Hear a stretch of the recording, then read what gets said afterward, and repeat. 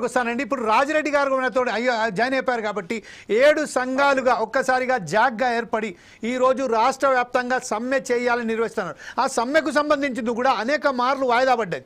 ఈరోజు ఒక సమ్మె చేయాలని చెప్పిన సమయంలోనే ఒక్కసారిగా ప్రభుత్వం యూటర్న్ తీసుకొని ఒక 3000 మందికి సంబంధించిన మేము ఉద్యోగాలు కల్పిస్తున్నాము అని చెప్పారు.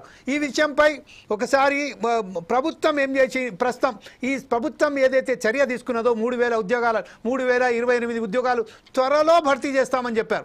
దీని మీద ఎంతవరకు నమ్మవచ్చు? తర్వాత ఇప్పుడు ఉన్న సమస్యలకు ఈ 3000 ఉద్యోగాలతో భర్తీ చేయడం ద్వారా ఆ సమస్య పరిష్కారం అవుతుందని భావిస్తున్నారా? రాజిరెడ్డి గారు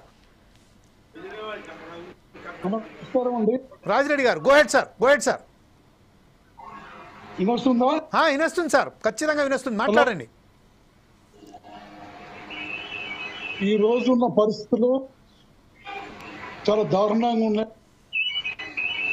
ఇప్పుడు దేశ్ ఏం చెప్పినా, అశ్వత్థామ రెడ్డి ఏం చెప్పినా, థామస్ రెడ్డి ఏం చెప్పినా కొట్లాడుకోనికి సమావేశం ఎక్కరాదండి.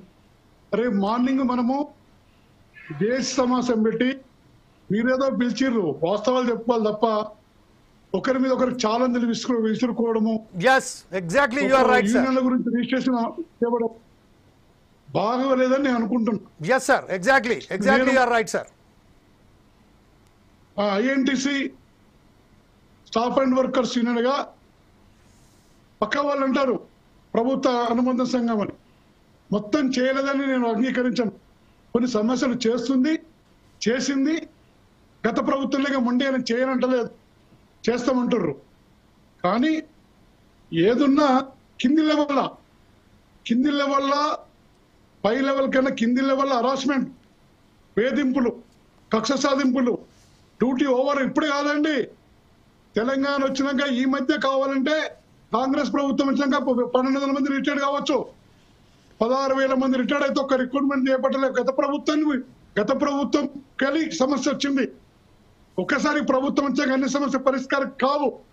ఒక వేతన సవరణ ఇచ్చిర్రు, బాండ్ల డబ్బులు ఇచ్చిర్రు, 3 డిఏలు ఇవ్వాలి. ప్రభుత్వం వచ్చాక 3 డిఏలు ఇచ్చిర్రు. సిసిఎస్ డబ్బులు ఏ నెల కానెల రికవరీ చేసి ఇచ్చు. పాత బకాయిలు తగ్గించింది వాస్తవమే. పిఎఫ్కి ఇవ్వాల్సిన పాత బకాయిలు ఏ నెల కానైనా మా దగ్గర రికవరీ అయిన డబ్బులు చెల్లిస్తూ పాత కూడా తగ్గించింది వాస్తవమే. కారు నియామకాలు ఇచ్చిర్రు. ఇట్లా కొన్ని ఇచ్చుకుంటూ పోతుర్రు. కానీ దాంతో అన్ని సమస్యలు పరిష్కారమేనని మేము భావించడం లేదు. స్టాఫ్ అండ్ వర్కర్స్ యూనియన్గా మిగతా సమస్య పరిష్కారం కావాలి. కానీ ఆ సమస్యల కన్నా బేస్ లెవెల్లో క్షేత్రస్థాయిలో కార్మికులు చాలా వేదనతోటి ఆవేదనతోటి ఆత్మహత్య చేసుకున్న పరిస్థితులు కొన్ని అధికారులు కనిపిస్తున్నారు. ఎండి గారికి మొన్న ఇచ్చినాం 10 పేజీల మెమోరాండం ఇచ్చినాం. క్షుణ్ణంగా అర్థం చేయండి. మీరు 15 రోజుల్లో కూడా ఈ సమస్య పరిష్కరించుకుంటే క్షేత్రస్థాయిలో ఉద్యమం పడబడతామని చెప్పినాం. 29 తారీఖు అనుకున్నాం. అది చల్లబస్ భవన్. ఆ రోజు కరీంనగర్ మొత్తం టెస్ట్ జూనియర్స్ టెస్ట్ ఉంది కాబట్టి 3 తారీఖు పోస్ట్ పోన్ చేసుకున్నాం. ఏదున్నా సమస్య ఒక్కరి చేస్తే కాదు. 2019లో ఒక డిఎం తప్ప అందరూ సమ్మె చేసినాం.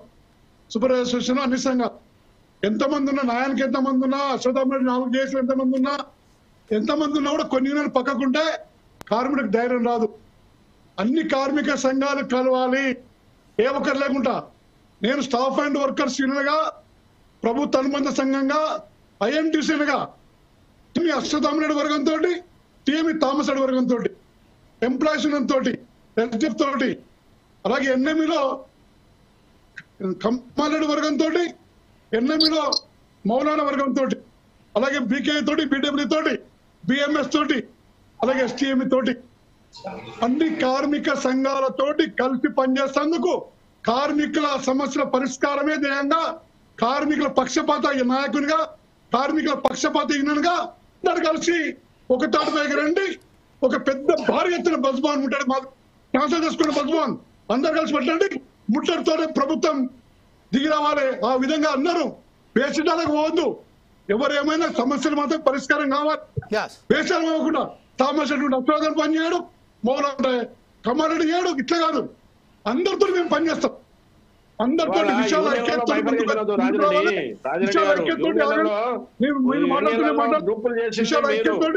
ఉమ్మడి ఎజెండాతో రైట్ ఐక్య కార్యాచరణతో ముందుకు వచ్చే యూనియన్ తోటి మేము పనిచేస్తాము.